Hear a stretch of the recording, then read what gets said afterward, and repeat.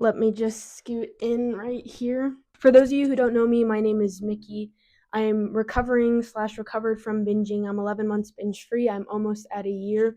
And now I'm teaching people everything that I learned and everything that I know about recovery, while also being on a fitness journey. In this video, I kind of wanted to talk about how I stopped binging. And it's a little bit different than what you think because it wasn't cutting out any foods or doing any exercise that was like rigid or hard. It was a lot of things mixed into one. So if you are struggling or wanting to recover or are recovering, this video is for you. This is chocolate milk, by the way. That's if I get parched. There are, let's see, possibly 6 things that I want to talk about, and it's kind of like wrapped my recovery journey up in a whole. The number one thing that you have to understand is that it's not about the food. And if you go through your recovery thinking it's about the food, you'll never really solve the problem. Hence, always being on that hamster wheel and going through this continuous vicious cycle.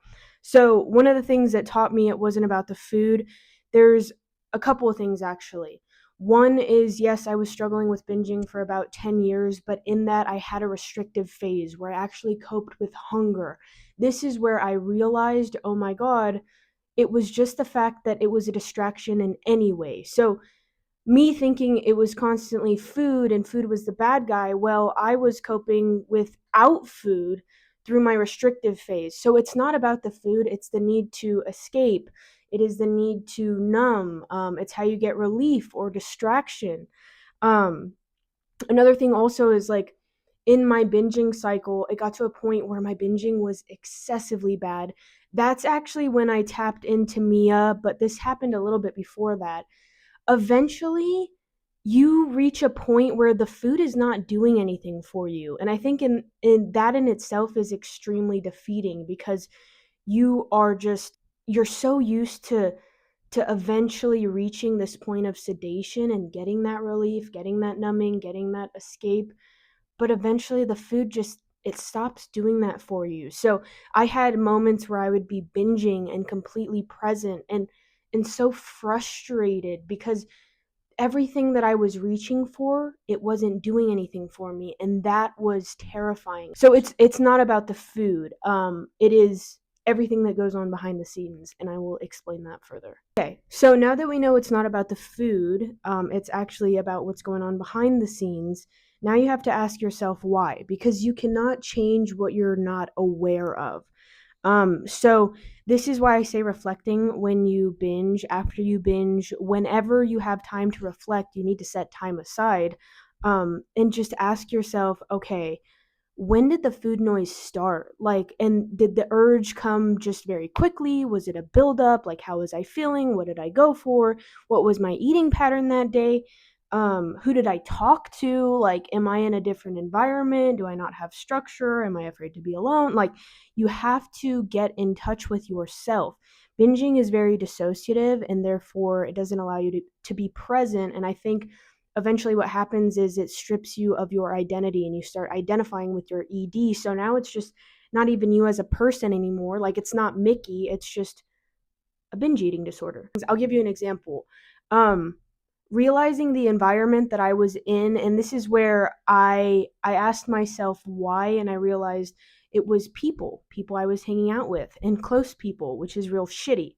Um, but when I would talk to these people, my ideas would be dismissed. I was always being told that I was overreacting.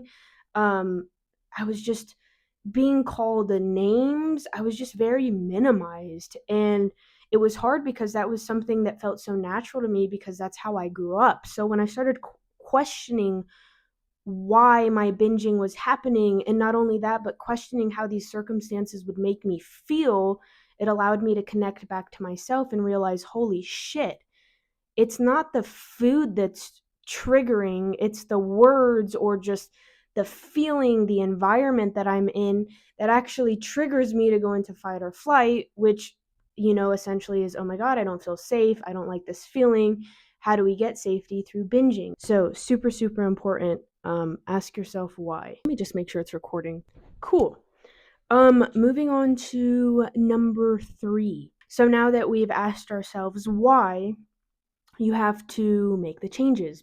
Our life thus far is for the identity that we have currently, right? And some of our identities might be like, okay, not being super active, being a people pleaser. Look at your life and figure out, what's really causing this. In order to recover, you have to jump into a new identity, which is becoming the person that you really want to be, your authentic self.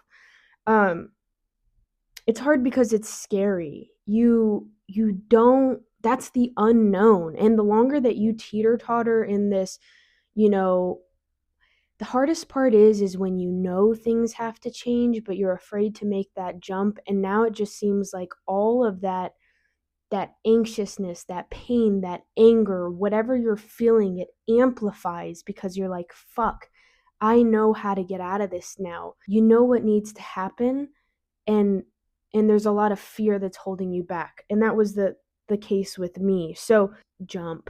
If you're willing to live the same life, then you don't have to do anything at all.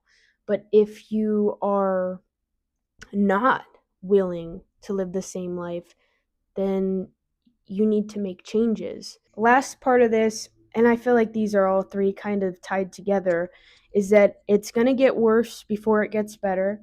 Have faith and self belief, and no matter what, do not quit. When you're making changes, it can be a shock to your system because everything that was familiar doesn't seem to be there anymore. It's going to feel like you're trying everything, but sometimes the binging is just there.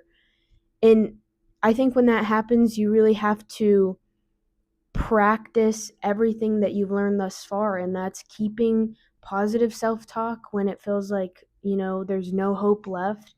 That's making sure that even when it feels impossible, you're still using your list of interventions or a list of coping mechanisms that you have. Journaling, meditating, it's finding things that have helped regulate your nervous system and really leaning on to that.